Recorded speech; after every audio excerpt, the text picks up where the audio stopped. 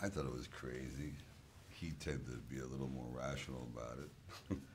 No, I had heard about it through Pete Siegel and Billy Gerber. I met them at a party. I think that's how I remember. They said, you know, tell them about this idea about the fighters, da da da. And I said, yeah, okay, you know, send me the script, I think, and then I had to have read it, and then I thought, but all the while they were thinking about somebody else or mentioning that I'm gonna approach somebody, and I always said in the back, I was always saying in the back of my head, we probably all were saying in the back of our head, that he has to be in it, otherwise it's, you know, just won't be.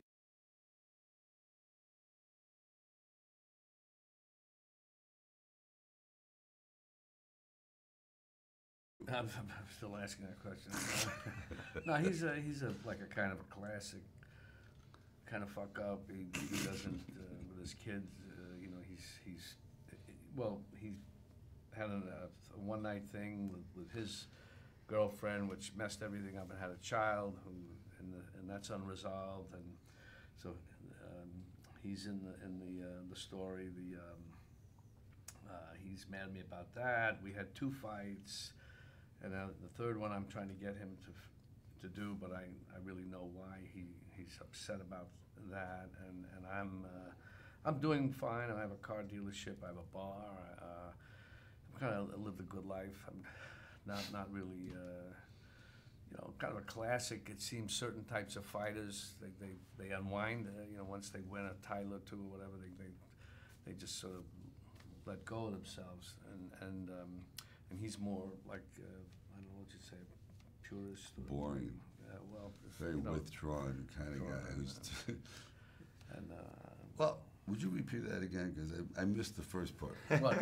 No. Actually, we're just, I think, very similar. But once this thing happens, we become polar opposites. He becomes, you know, he drinks. He's a little more wound up and more angry. I tend to be withdrawn. I go into a furnace or, you know, work in a steel mill, kind of a metaphor for like hell or purgatory, that kind of a thing. And so we're both broken people over this stupid event. And Kim Basinger is the lynch because she was my girlfriend. Then she thought I was having an affair. I wasn't. And in a moment of emotional outrage, she has an affair with him, and it's a classic mistake, but it destroys all our lives. And so the movie is putting them all back together. How do you put the pieces back together? We're not the same people, but we still have this desire to have some good life because none of us have a good life. None of us.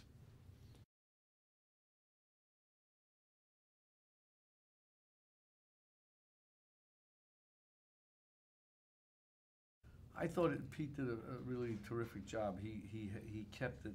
He's got a great sense of humor. He kept the humor on Yeah. point, and also the dramatic side of it. And I think he balanced it well.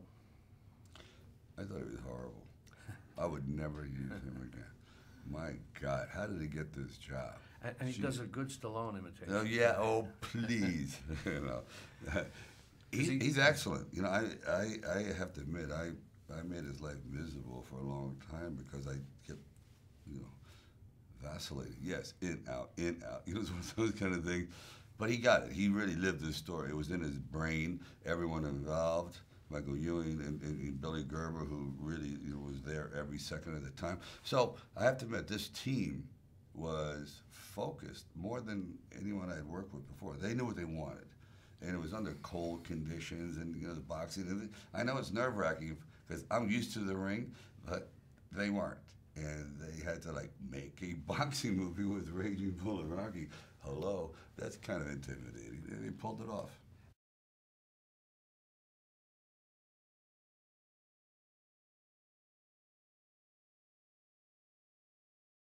Well, Sylvester has a guy he's worked with for about 10 years named Rob Sally's great ex-boxer and trainer, and he brought him in, and he trained me and then taught me the choreograph that he had created in California, and we worked on both, I in New York and he in LA, and then we came together in New Orleans, but he was great. This guy was made it.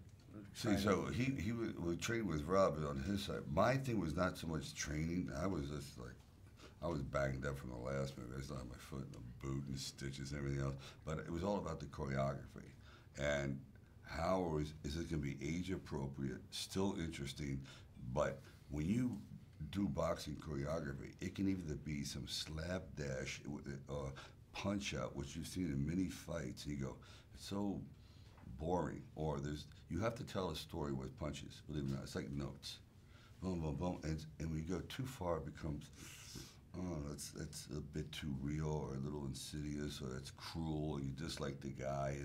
I mean, there's a lot to it, believe it or not. I learned the hard way. There is. So, but the hard part is he's on the East Coast, I'm on the West Coast, and it's like we're training for Swan Lake, but we've never danced together. And like, oh, the curtain comes up and goes, God, I didn't know you really are a terrible dancer, or you're a great dancer. You don't know what you're going to get. And then, but he came to New Orleans, we moved around for a day or so, and voila. So he came to New Orleans, I met him, and he came and he started doing all this. I said, holy shit, what did I get myself into? I went dancing, like moving. I went, uh-oh.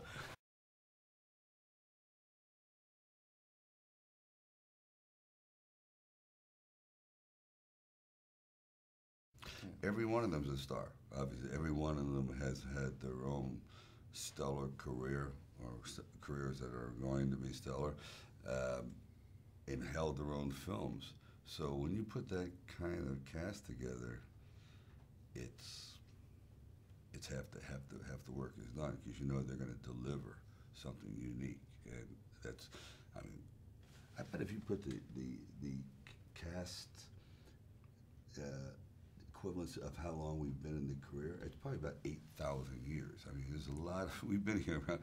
Everyone's been in the career a long time, except for Kim, of course, is, you know. But I mean, there's a lot of experience here, and I was really swept up by it. I mean, Alan Arkin, just working with him, everything he says is good. You know what I'm saying? Even he goes, oh, I don't like that. I go, it's still good. Even remember?